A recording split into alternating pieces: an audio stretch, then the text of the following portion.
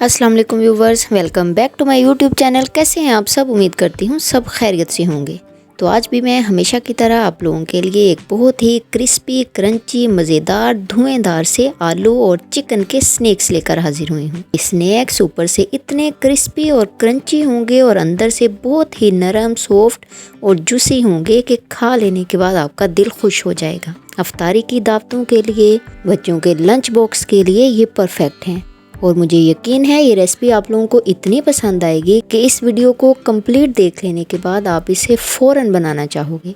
तो चलिए इस ज़बरदस्त और मुनफरिद से आलू और चिकन के स्नैक्स बनाना शुरू करते हैं। तो चलिए अपनी इस यूनिक और मुनफरिद सी रेसिपी को बनाना शुरू करते हैं।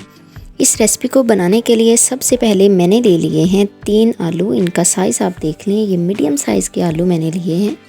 और मैंने रेड वाले आलूओं का इस्तेमाल किया है। आप वाइट वाले भी कर सकते हो, रेड वाले भी कर सकते हो, जो भी आपके पास अवेलेबल हों आप कर लीजिएगा। टेस्ट में कोई भी नुमाया फ़र्क नहीं पड़ेगा। 3 आलूओं को मैंने अच्छी तरह से धो लिया था और इसके बाद हम इनका छिलका इस तरह से रिमूव कर देंगे। छिलका रिमूव करने के बाद हमने इसकी एक स्पेशल तरीके से कटिंग करनी है। सबसे पहले तो आपने इस तरह से आलूओं को थोड़े मोटे स्लाइसिस में कट कर लेना है।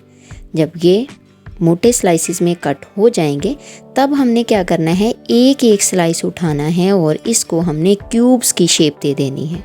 इस तरह से आप छोटे छोटे क्यूब्स में इनको कट कर लीजिएगा।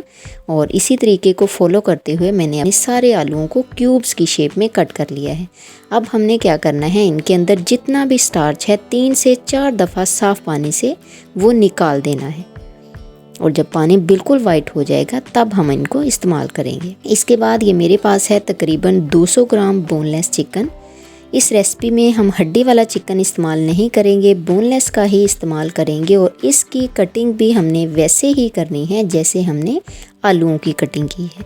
इस पीस को मैंने पहले अच्छी तरह से धो लिया था, फिर इसको थोड़ा सा आप लोग ड्राई कर लीजिएगा। और इसके बाद आप ख़ुद इसकी कटिंग करेंगे एज़ कम्पेयर टू कि आप बाज़ार से करवाएं।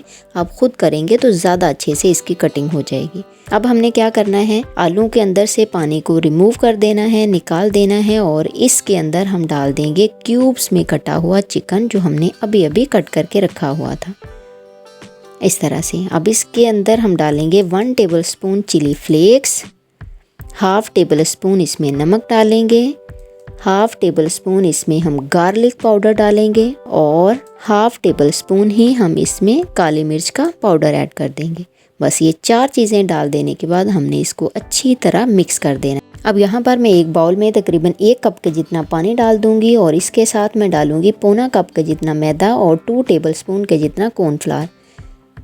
अगर क्वांटिटी की बात की जाए तो मैंने लिया था 70 ग्राम पानी और 50 ग्राम मैंने मैदे का इस्तेमाल किया है और 20 ग्राम मैंने कॉर्नफ्लावर का इस्तेमाल किया है।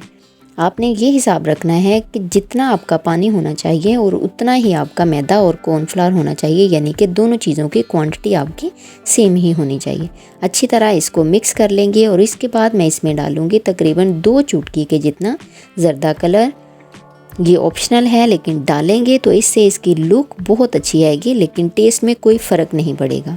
अब इसके बाद हम इसमें डालेंगे मैरिनेट किया हुआ चिकन और आलू। डाल देने के बाद इसको अच्छी तरह से हमने मिक्स कर देना है। इस स्टेज पर भी हमने इसमें कोई भी स्पाइसेस नहीं डालने। अच्छी तरह जब ये मिक्स हो जाएगा तब हमें चाहिए होंगे बटर पेपर। और बटर पेपर को आपने इस तरह क्यूब्स की शेप में ही कट कर लेना है। कट कर लेने के बाद आप इसके ऊपर तकरीबन 1 टेबलस्पून के जितना अपना ये अमेज़ा डाल देंगे। बटर पेपर के ऊपर आपने बहुत ज़्यादा अमेज़ा नहीं डाल देना, बस 1 टेबलस्पून जितना ही काफ़ी होगा। अगर हम ज़्यादा डाल देंगे तो क्या होगा, जब इसको उठाकर हम फ्राई करेंगे तो इसकी शेप ख़राब हो जाएगी। तो इसलिए आपने इस चीज़ पर ख़ासा ध्यान देना है कि एक बटर पेपर के पीस के ऊपर आपने 1 टेबलस्पून के जितना ही अमेज़ा डालना है। मैदे का जो पेस्ट हमने बनाया है उसको भी मैंने इसलिए कहा है कि आपने उसको बहुत ज़्यादा पतला नहीं कर लेना। आपने मैदा और कॉर्नफ्लावर क्वांटिटी सेम रखनी है और पानी की क्वांटिटी, इट मीन कि दोनों की क्वांटिटी आप लोग सेम रखोगे तो ही आपके ये स्नैक्स इस तरह के बनेंगे। अगर आपने गलती से भी थोड़ा सा पानी ज़्यादा डाल दिया तो इनकी शेप इस स्टेज पर ख़राब हो जाएगी। बारी आती है इन स्नैक्स को फ्राई करने के लिए। तो उसके लिए मैंने एक बड़ी साइज़ की कढ़ाई ले ली है और उसके अंदर मैंने तकरीबन आधा किलो ऑयल डालकर अच्छी तरह से पहले इसको गर्म कर लेना है। और फिर आपने क्या करना है, फ्लेम को मीडियम टू लो की तरफ ले आना है।